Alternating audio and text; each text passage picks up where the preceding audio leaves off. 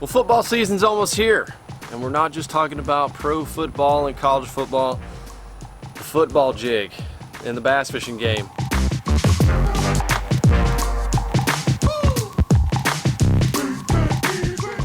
Now, when I'm thinking about fishing football jigs, I'm really thinking about rocky type areas, pebble rock, chunk rock, big boulders, things like that. Those are primary areas, but you can also fish them on woody southern style lakes that have grass and wood.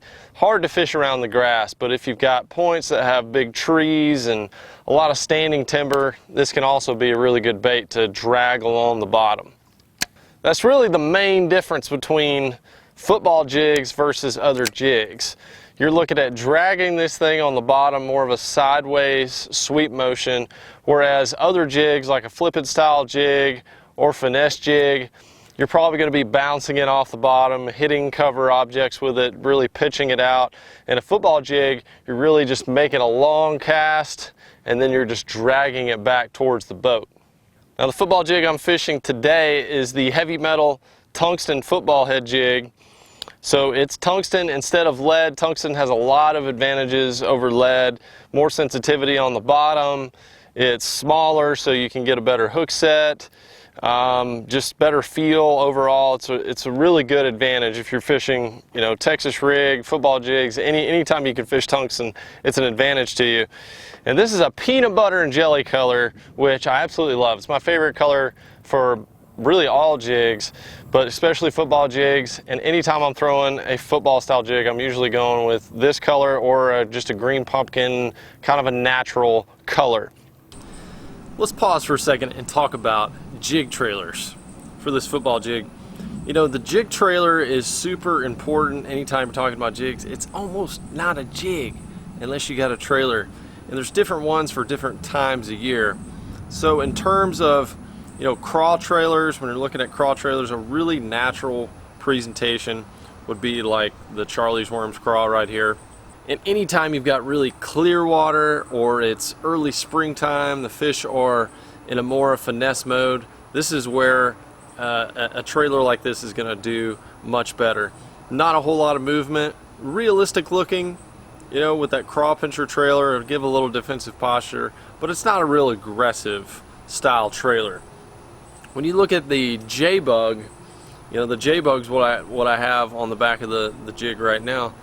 Much more aggressive, much more bulky, stands out a lot more. It's going to decrease the rate of fall as well when you're pumping this thing up and down off the rocks and whatnot. So that is an added factor as well.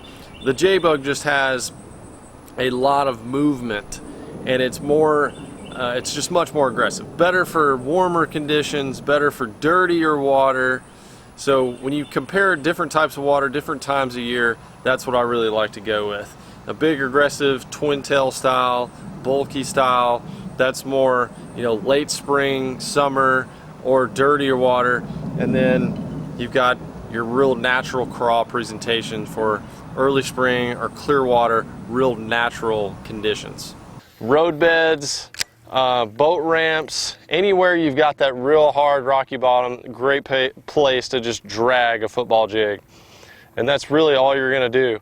Throw it out there, let it sink to the bottom, and then just drag your rod tip to the side. The nice thing about tungsten is you're going to be able to feel those little pebbles and rocks, especially if you're using fluorocarbon. I use fluorocarbon almost exclusively when fishing football jigs on the bottom. I like it over braid just because it's going to be sitting there for a while usually.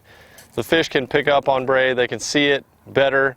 So even though you're getting more sensitivity with braid, the fluorocarbon is better because it's still low stretch, but if it's sitting there for a long time, they can't see it as good. You know, obviously having a sensitive rod is good too, but really getting that casting distance and making sure you can get a hook set is important with a football jig.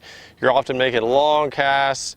It's usually, you know, mid-depth to deeper water where you're getting your bites.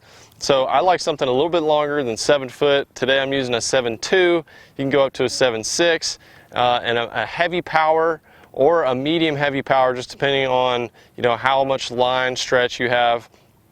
This is a heavy that I'm using today with fluorocarbon and a high-speed gear ratio reel. That'll really help you to catch up to those fish as soon as they pick it up.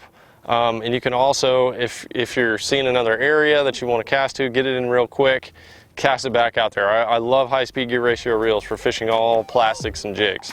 So when the water starts to cool down this fall and you see bass start to migrate onto points, and if you're fishing road beds or rock piles, anywhere that you would fish, like a Carolina rig, Texas rig, shaky head, things like that, that is the perfect area to pick up a football jig like this tungsten heavy metal football jig, drag it around on the bottom. If you struggle with excess missed hook sets and problems with knots and just not catching fish in general, subscribe here to the Mystery Tackle Box channel. And there's other videos here that you can click on that'll help advance your journey into fishing greatness.